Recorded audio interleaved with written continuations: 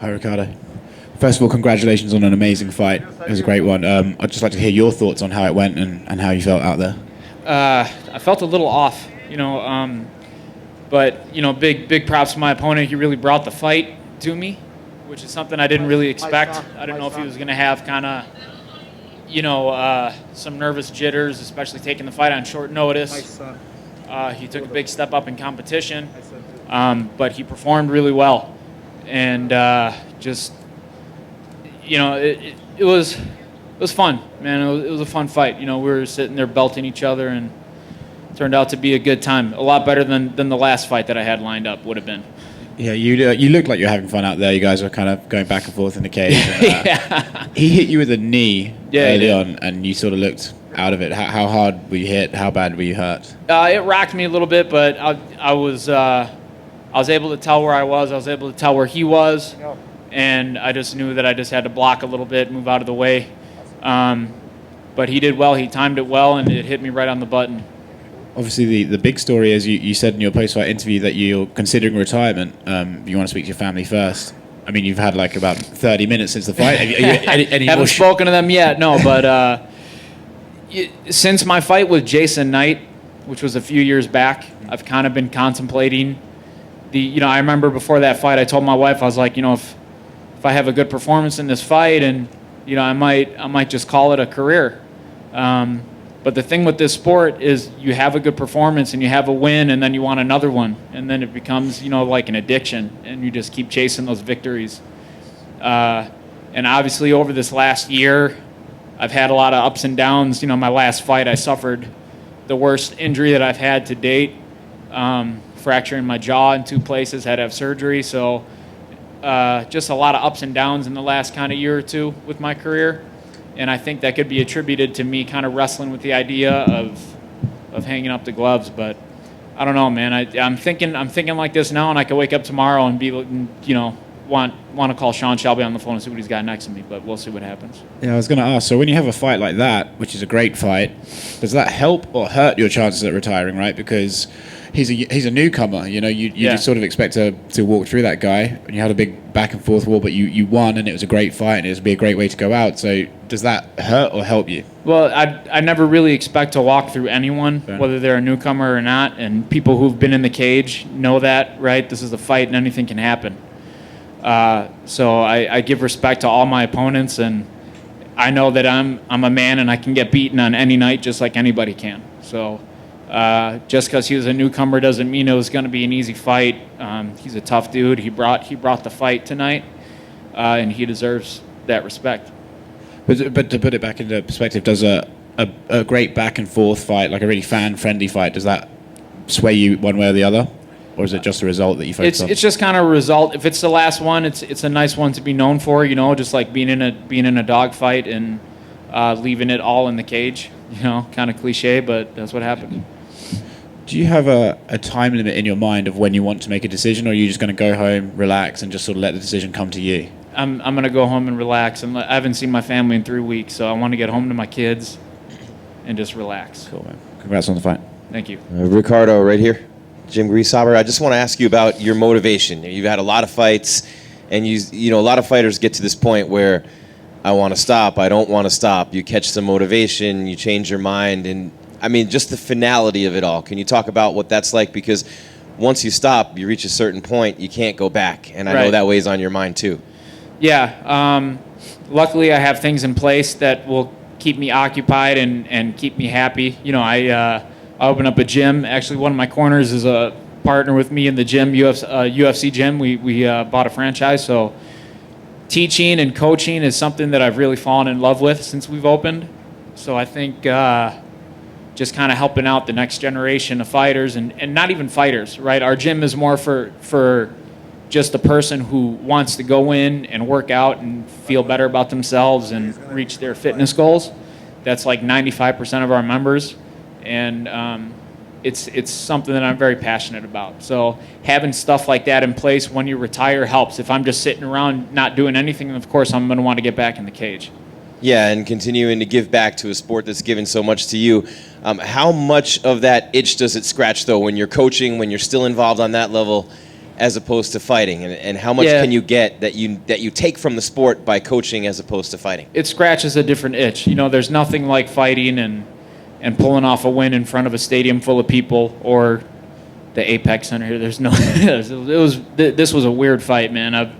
It's my first time, you know, fighting in this COVID era, and just having it so silent in there with no fans was strange. But there's nothing that can scratch that itch of being in the cage and that adrenaline and everything that comes along with it.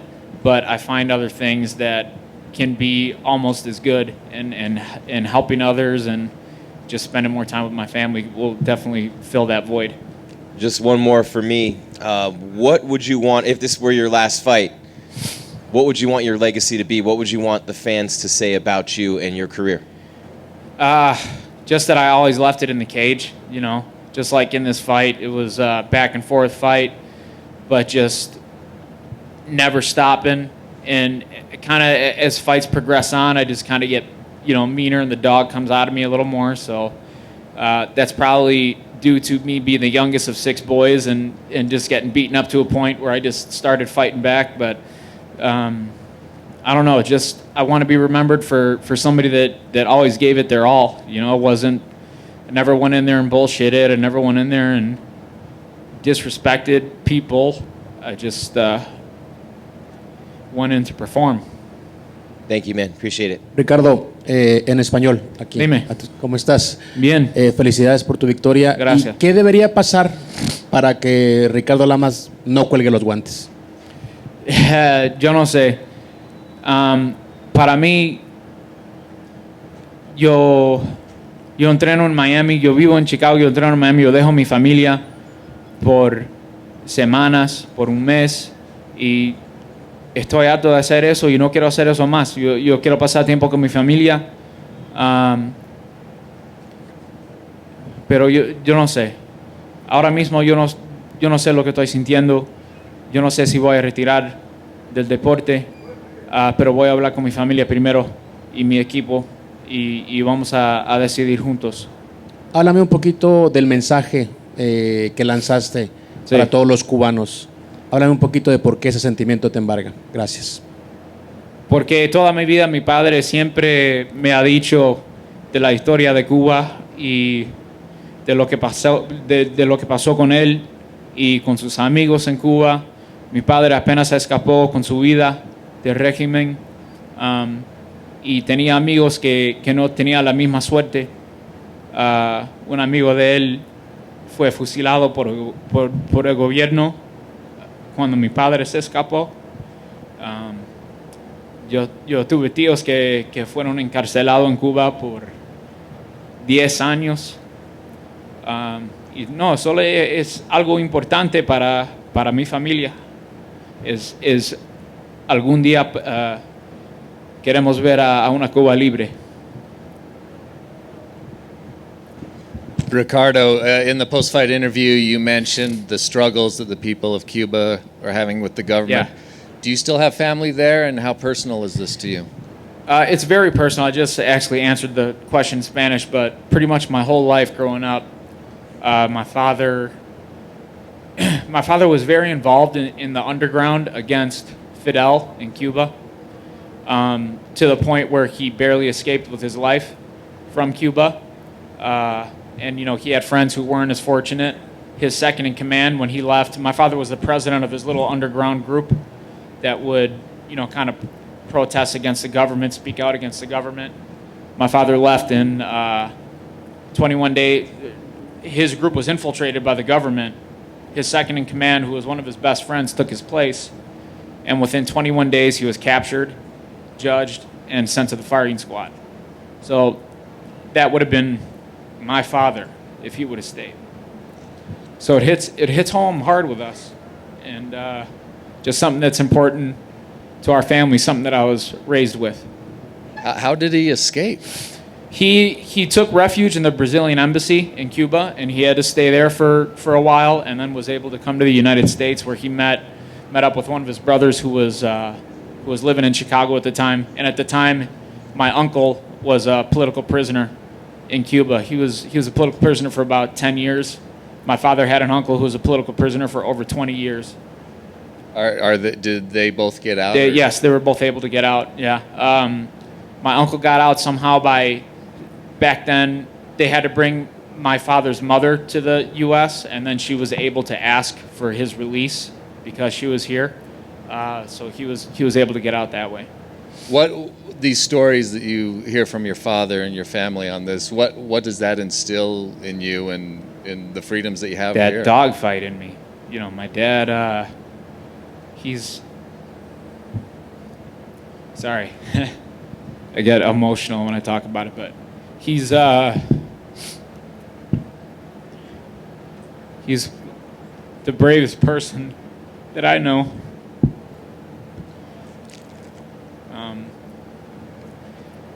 He's I mean, he's a little pit bull himself, man. He's had guns pointed at him and told the people to go shove it up their ass. So it's pretty cool to listen to some of the stories he's got. What does he say about your career in fighting? He at first he wasn't in support of it, but now he's like my number one fan. Congratulations. Thank you. Ricardo, interesting position at the end in the scramble. You kind of were working on a really nice back take and he had an arm in. Were you looking for anything in specific there? I was looking to beat his face in. I mean, I know I had his back and I had both of his arms tied up and I just kept hearing my corners telling me to elbow and punch him. And yeah, obviously we were really slippery at the time. My nose was leaking blood for quite a while and that made it even more slippery. So I knew that trying to go for a submission just wasn't going to work, so I was just trying to pound him out at that point.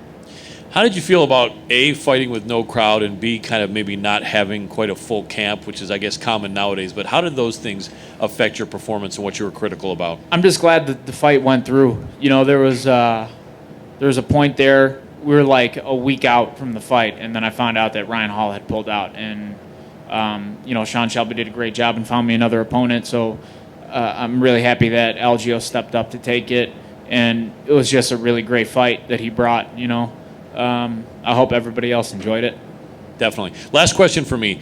You see a trend with Jose Aldo and then with Frankie Edgar at the point where they're a veteran like you are saying, you know what, let's try something different.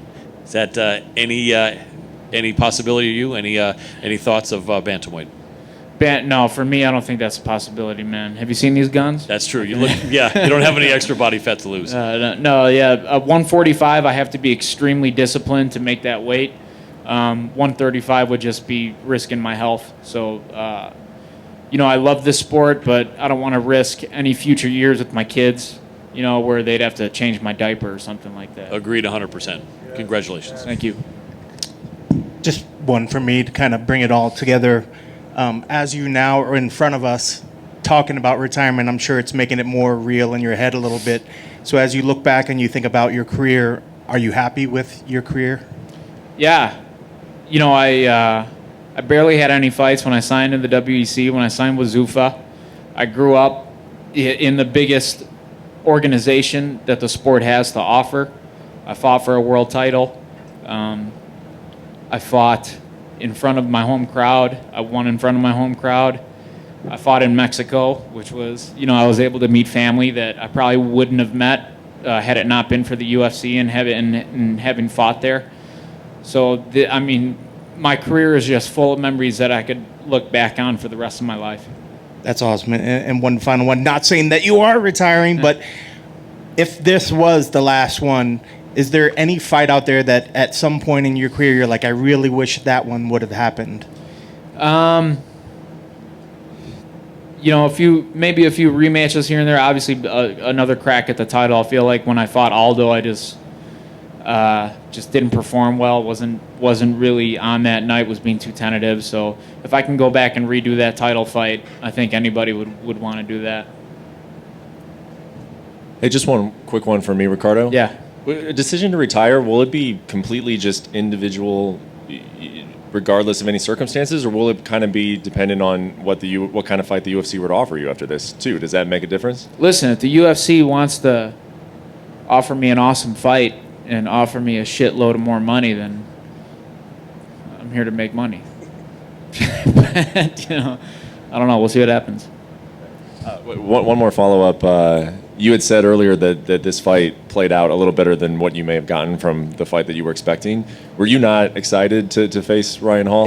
Ryan Hall's just a tricky fighter, and he doesn't engage. He's very good at playing his game. And I've seen, he's got a lot of movement. He won't really exchange with his opponents. Bill Algeo wasn't afraid to get in there and mix it up and throw shots at each other. So I feel like with Ryan Hall, I just kind of would have been chasing him around the octagon and defending his Imanari role.